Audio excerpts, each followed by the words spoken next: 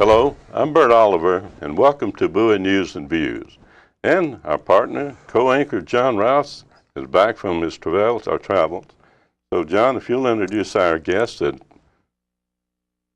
would be my pleasure. Our guest today is none other than our longtime political consultant, John Lally, Esquire, attorney at law and a former very active in the political field.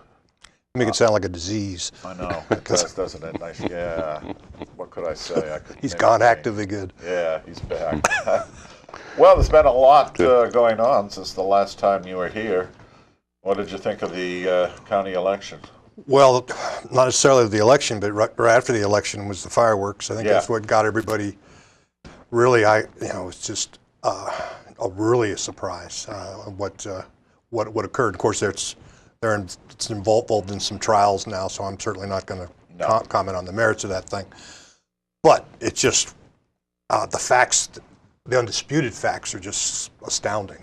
Yeah, they are, aren't they? And it's really, we're not going to be getting up. We're not going to get over it for a while. It was our own little earthquake that hit Prince George's County. But the trials will move on, and we'll.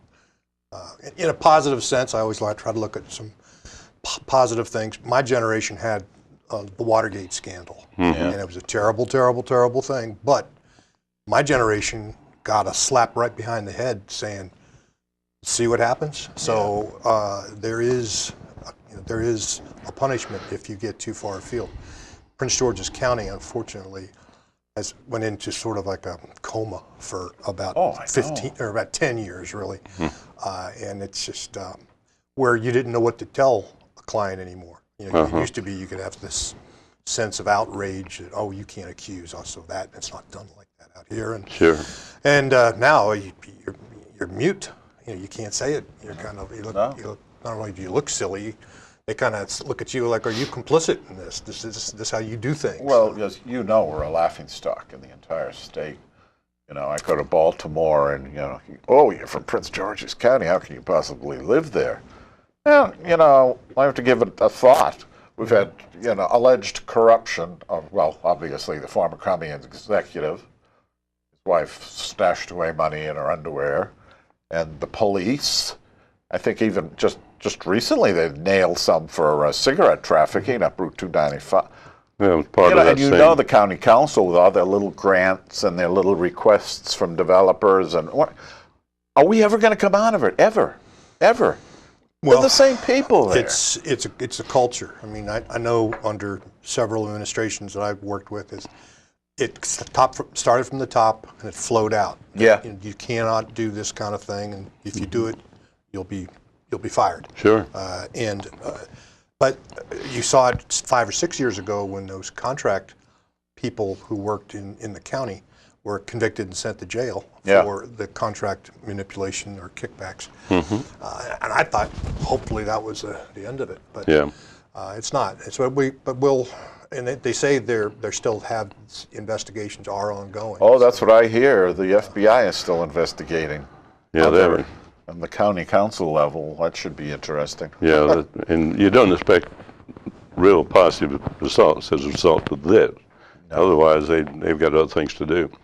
The tough thing about this is there's so many people that really sincerely have contributed to Prince George's County in many ways, and not just during Sunday services, but I mean building, putting confidence in the area, developing retail stores and so forth. This is the toughest thing, I think, that I see that's going to hurt. When you attend a shopping center convention in Dallas or Houston, and there's some prospect there for putting in certain things in Prince George's County, which were a few years ago, and they responded and looked into Prince George's County. And so things are looking real good. These people won't even come near Prince George's County anymore. No. And of course, the first hit that I remember that I think affected that, because people always were concerned about his education, is our superintendent. Oh, yeah. Is now. Isn't he in the pen? Because of in the Bryant. Let me break in on education. You live here, I live here. I'm finding something that really disturbs me. Core families, the decent people, who have their kids in, we do still have a few good elementary schools. Mm-hmm. They are moving. They refuse to send their kids to Bowie, what is it, Tasker Middle School or Bowie High School. We're losing the cream of our crop because of the bad education. I mean, what do we do about that? I had the disciplinary guy at Tasker when my daughter was there in her last year. And he called me and he wanted to have a meeting. I thought, oh, JC did something wrong. So I'm in there and I'm sitting there. He says, I want you to tell you right now, do not send your daughter to Bowie High School. Yeah. I went, Wow. I said, that's why, that was kind of an eye-opener. That was. Well, the principal at Bowie Years High ago, School doesn't even return phone calls, for heaven's sake. Well, it's. And she was just nominated. Of course, I think she nominated herself as the probably, teacher of the year. They allow you to nominate yourself, Boy, if that's the And- quality of that's teacher true. of the year. Well, she may have had other nominees. The student can nominate your other teachers, but in this case, it's my understanding that she nominated herself and others did too. I thought that was very unusual to be nominating yourself as a position like that, but it could be misleading. And I'd like to know a little more, and it's interesting what you said, John. And I think. We just have great pride in that high school. Well, the point you hit on, the core families are Yeah. leaving, and there are exceptional kids that can do exceptionally well in public school, and I've coached some and I've known some, but that's an exceptional child. Yeah. It takes a core of a family for every kid to make it. Sure. Not only in just the public schools, but it's a heck of a lot harder in the public schools when they take virtually everybody that doesn't have a police record. But it's harder, and what the future is going to be is more economic development. So you're bringing in younger people that see they can make money here and be closer to the world and give them good, livable communities around transportation areas. Now they're not going to have 6 kids; they might have one kid, but that's going to be more like the Oriental model, where they'll be the gem in the center of the table, and that makes the schools. The schools need that too. But Oh, they do. right now they're just it's a big hole. Into Oh, which it's horrible. you're We're just throwing money. a hair above inner Baltimore City. That's probably the other nominees that she's competing against. And it used to be night and day between Bowie, Roosevelt, and the rest of the county. Oh, yeah, yeah. That's closing up. Yep. That difference is. Well, you not remember the day was there. when Bowie High School was one of the best around. And the state. That's long gone. Yeah, my granddaughter attended Roosevelt, and I've been over there and met with the student, the faculty, and everything. This is 5 years ago. And I recently have just not heard my compliments about Roosevelt anymore. No. It used to be there's a difference coming out of there, and it happened to be someone that was affiliated with the University of Maryland, and they said, we always thought that Roosevelt was just a pre-university preparation. And when I talked to her and the other guy, he lives in Hyattsville, I won't mention her name, but they are right now not getting a lot of students out of Prince George's County, I understand. It used to be a high percentage because of Roosevelt and, of course, Bowie. So where are they going? I mean, they're going in state somewhere. Right. But Well, I hope. The families are going to afford it to move out, and Well, if you did like to use your Facebook account occasionally and just read the accounts from, it's mostly mothers that get on in 30s, 40s, early 40s with children of school age. I mean, you should see it. I want out of here. I'm moving. I'm selling my house. And I'm not talking about 5 or 6 people. I'm talking about hundreds. And it's not even. I mean, it's across the county. It's at every socioeconomic group in the county. The higher end's a little more vocal about it, of course, but it's not a good sign. Now, falling back to the political drama we're having. Yeah. That affects economic development significantly. Sure it does. And once people think they're going to, we've made a joke about it, us in the development community, about doing pad downs on guys before you have a meeting with them and that kind of stuff. And it's black humor, I guess. But you know, we're making a joke of it. But what do you the guys that have to make a living and risk their reputations with their boards of directors to come into this jurisdiction when they go, no, we're not going to go there because they'll look at us on a wire. I've actually heard from people like that. Yeah. You know, who had the possibility of really good jobs here. I said, no way am I putting my kids through those schools. Yeah, that was the toughest That's thing. sad. And plus, we have a corrupt government.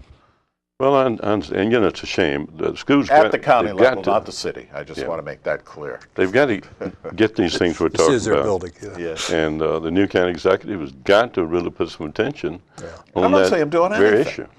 Do you? You're closer. Yes, and I've been in several meetings with him. If the worst thing that can be said about him, I think, is that he's so new to it all.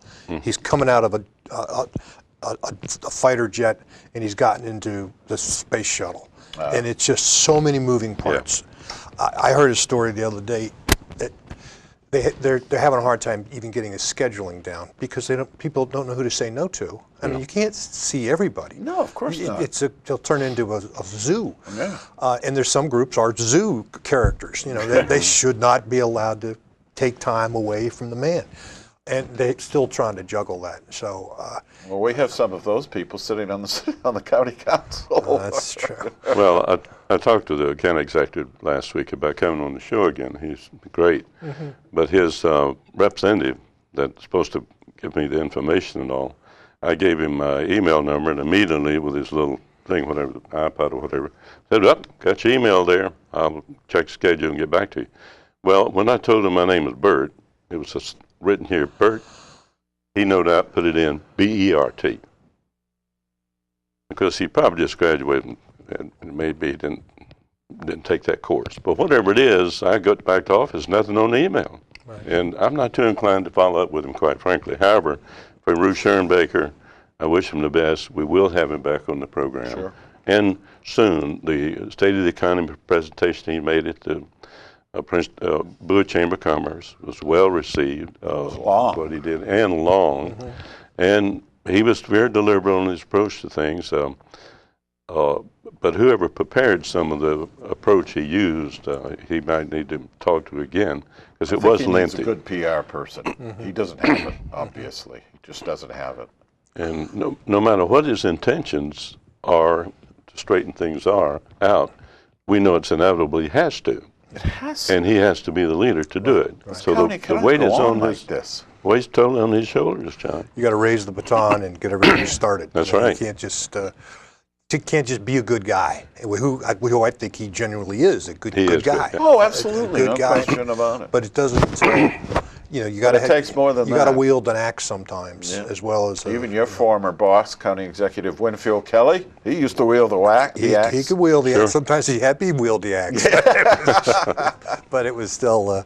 It's always a lot easier when somebody else could wield the axe. You don't have to get the blood all splattered on you. But you gotta. It's perhaps the toughest job in America, I think, at a political level, because you are responsible for everything. Sure. And it's cat died, anything goes wrong. Well, the city would be more than pleased to take over some of those responsibilities. You know, we've been fighting now for 40 some odd years for planning and zoning authority, which, since we're bigger than some state counties. But they don't. The county council, they will not, and park and planning, they will just not yield, even though they're not doing the job. Well, from a de facto, I know there's been some battles that have been lost out here, but de facto, I've always found if you can't get the city council at least moderate, you might as well just hang it up. You're going to lose. Even with the difficulties you've had with some of the representatives over the centuries. But there's that local support is still the best thing the city council does, is to ring the bell and get everybody's attention on it. Like, why can't you talk the city into this if it's such a great deal? That's right. And it's a great. But there's a great hostility between the county and the city.